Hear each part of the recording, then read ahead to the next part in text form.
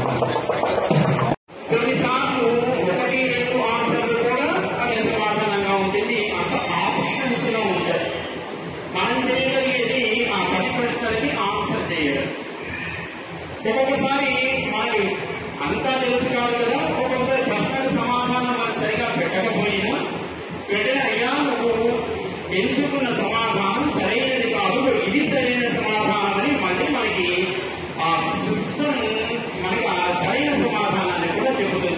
మళ్ళీ దానికోసం అయ్యా ఇది సరైన కాదా అని మనకి ఎవరో అడగాల్సిన అవసరం లేదు. అంటే మనకి ప్రశ్నతో సమాధానం కూడా మనకు తెలుసు.